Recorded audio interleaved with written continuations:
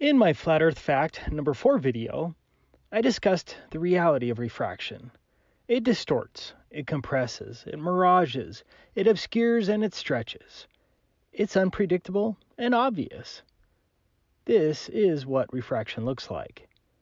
As I have personally experienced many times, refraction is the enemy of long-distance viewing as it obscures your line of sight. This is an example of the typical refraction you'll see if you take a telescope to a lake. Because of refraction, the kayakers begin to appear as though they're floating and will eventually disappear into the mirage. See this white spot here? No, that's not a ghost. That's a distant object obscured by an inferior mirage. Refraction is the reason why you'll see stupid claims and videos like this one saying that they filmed a ghost ship when they only filmed an inferior mirage. 3.5 million views for that stupidity.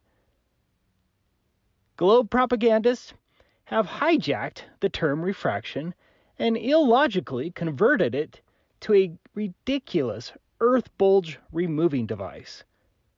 Instead of obstructing vision, like so many examples, for the globe propagandist, refraction now magically causes giant Earth curvature bulges to disappear without a trace. They want you to believe that the giant Earth bulge that should have been blocking these distant boats just disappeared. Only the Earth bulge supposedly disappeared, and nothing else. And without any other visible effect or distortion. And that brings me to the Canigou proof of the flat Earth. Canigou is a mountain located in France that has a top elevation of 9,134 feet. Twice a year, in February and October, many people go to Marseille, France, to film Canigou. At these two times of the year, the sun sets directly behind the distant Canigou, creating a mountain silhouette. This event has been observed since at least 1808, and here's a photo taken in 1898. It's a beautiful event, one that I hope to see myself someday, but it's also a great proof of the flat Earth. Let's look at this long-distance Canigou photo from the Beyond Range website. The distance from the photographer in Marseille to Canigou was 163 miles. The observer was 1,050 feet high. Under the globe model, 10,205 feet should have been hidden behind the giant globe curvature. Thus, the very top of the peak should have been 1,071 feet below the alleged Earth bulge. This Canigou observation proves the Earth is flat. But this observation also destroys two other key arguments of the globe propagandists. First is the propagandist argument that we should be able to see forever on a flat Earth.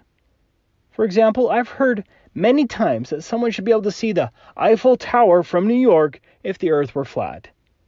I'm surprised at how many times I continue to see this silly argument in emails and comments to me. In addition to angular size limitations, the answer to the claim can be found in the question of why isn't Canigou filmed at other times of the year besides February and October? Without the aid of the sun creating a silhouette of Canigou, it is obstructed by the opacity of the atmosphere, and so you simply can't see it.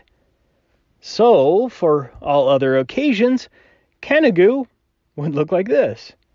You can't see it, and that certainly doesn't mean there's curvature blocking it. Only when the sun sets behind Canigou does it become visible at that distance.